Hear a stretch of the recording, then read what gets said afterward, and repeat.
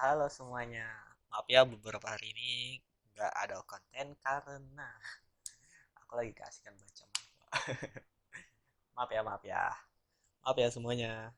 Jadi hari ini kita akan melakukan segmen Let We Know. Ya, di sini kita akan membahas tentang Raja Arthur. Raja Arthur, tokoh mitologi yang terkait dengan Camelot, mungkin didasarkan pada prajurit Inggris abad ke-5 hingga ke-6 yang mencegah invasi Saxon. Siapakah Raja Arthur? Raja Arthur adalah tokoh mitologi abad pertengahan yang merupakan kepala kerajaan Camelot dan kesatria Majapahit. Tidak diketahui apakah ada Arthur yang sebenarnya, meskipun diyakini bahwa dia mungkin adalah seorang pemimpin militer yang berafiliasi dengan Romawi yang berhasil mencegah invasi Saxon selama abad 5 hingga 6. Legendanya telah dipopulerkan oleh banyak penulis termasuk Geoffrey dari sebuah misteri sejarah.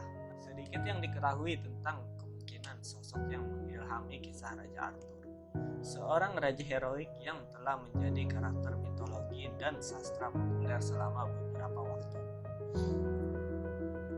Telah dikemukakan bahwa kehidupan nyata Arthur mungkin adalah seorang pejuang atau perwira afiliasi Romawi yang memimpin pasukan militer Inggris melawan pasukan Saxon yang masuk selama abad 5 hingga ke-6 Masehi.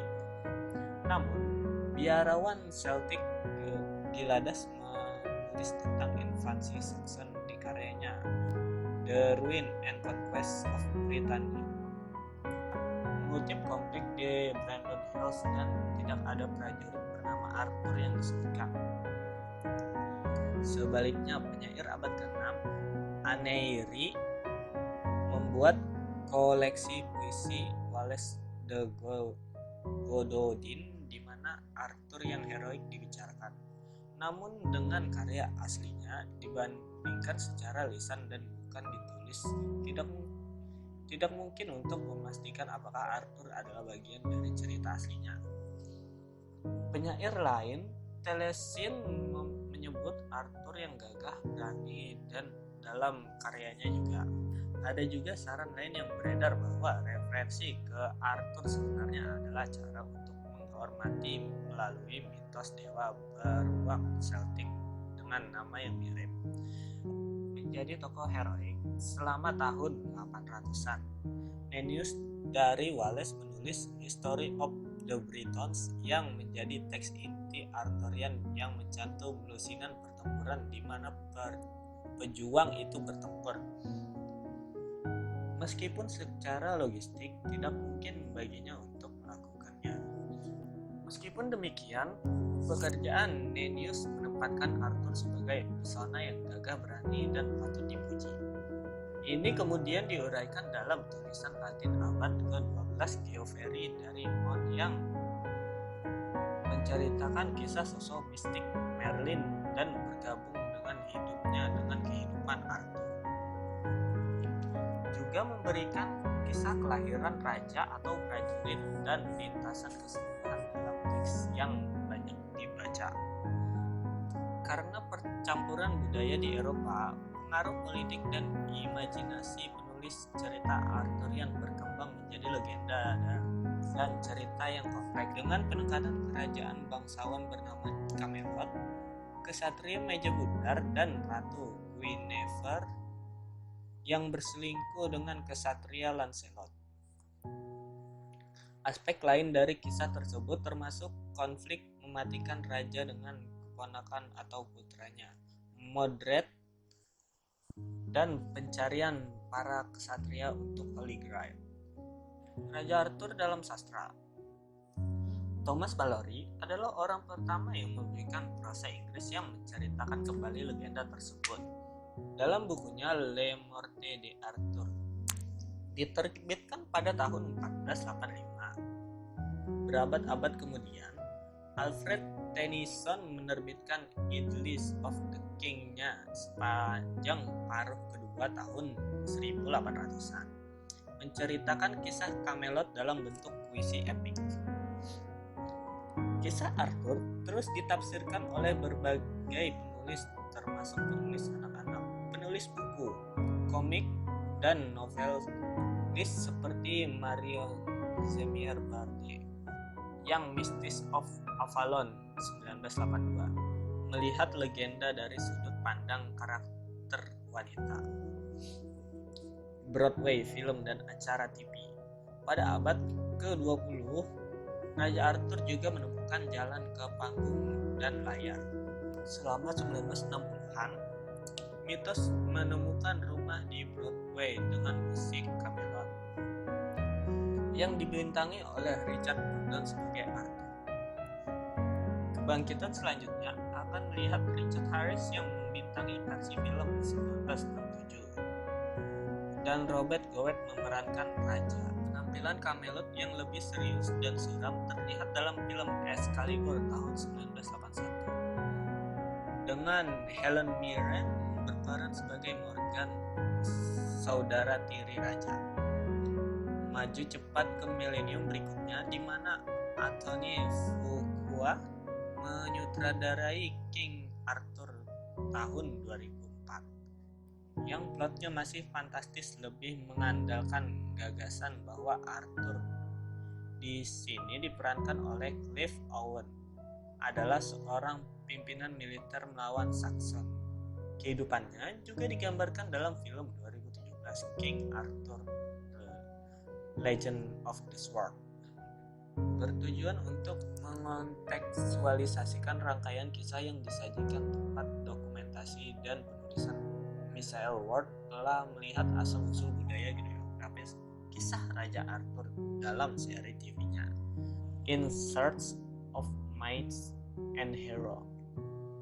Dan berikut adalah kisah dari Raja Arthur. King Arthur sang legenda. Arthur adalah putra sulung Raja Uther Pendragon dan pewaris tahta. Namun ini adalah masa-masa yang sangat sulit dan Merlin, seorang penyihir yang bijak, menasihati bahwa bayi Arthur harus dibesarkan di tempat rahasia dan tidak ada yang mengetahui identitas aslinya. Seperti yang ditakutkan Merlin, ketika Raja Uther meninggal, ada konflik besar tentang siapa yang harus menjadi raja berikutnya. Merlin menggunakan sihir untuk meletakkan pedang di batu. Di pedang, dalam huruf-huruf emas tertulis kata-kata ini: barang siapa mencabut pedang dari batu ini adalah raja yang lahir dengan benar di seluruh Inggris. Tentu saja semua pesaing tahta mengambil giliran mencoba menggunakan pedang, tetapi tak ada yang berhasil. Arthur secara kebetulan menarik pedang itu untuk digunakan orang lain dalam turnamen. Setelah dia menjadi raja, dia mengumpulkan kesatria di sekelilingnya dan melawan orang Saxon yang sejak orang Romawi meninggalkan Inggris, perlahan tapi pasti menguasai negara. Setelah banyak pertempuran hebat dan kemenangan besar di Gunung Badon, kemajuan Saxon dihentikan. Markas Arthur berada di sebuah tempat bernama Camelot. Di sini dia membangun kastil yang kuat. Kesatria bertemu di meja mundar. Mereka melakukan tindakan kesopanan seperti menyelamatkan damsels dalam kesulitan dan berperang melawan bintang aneh. Mereka juga mencari harta karun yang hilang, yang mereka yakini akan menyembuhkan semua penyakit. Inilah pencarian cawan suci. Di bawah bimbingan Merlin, Arthur telah memperoleh pedang ajaib dari The Lady of the Lake. Pedang ini disebut Excalibur, dan dengan senjata ini dia mengalahkan banyak musuh. Ratu Guinevere, istri Arthur yang cantik, membawa romansa ke dalam cerita, sementara saudara tiri yang sama cantiknya, Morgan Le Fay, menambahkan sisi gelap. Sayangnya, ketika perdamaian diselesaikan di negara itu, hal-hal berubah menjadi buruk di dalam istana Camelot dan perang saudara pecah. Dalam pertempuran terakhir di Camlan, baik Arthur dan Modred, keponakan pengkhianat Arthur, terluka parah. Arthur ditempatkan di atas perahu dan terapung menyusuri sampai ke pulau Avalon. Di sini, Luka dirawat oleh 3 gadis misterius. Tubuhnya tak pernah ditemukan dan banyak yang mengatakan bahwa dia beristirahat di bawah bukit dengan semua kesatria siap untuk pergi dan menyelamatkan negara lagi. Berikut adalah legenda Sang King Arthur. Dan ya, itu hanya cerita pendek. Jadi ya, mohon maaf kalau ada banyak kesalahan karena saya juga manusia. Mengambil referensinya dari link yang ada di deskripsi. Jadi ya mohon maaf ya. Karena kalau ada kesalahan cerita, penerjemahan atau yang lain-lain, mohon dimaklumi. Ya sekian, terima kasih. Dan goodbye everyone. Salam damai dan jangan lupa tersenyum di dalam hidup. Bye bye.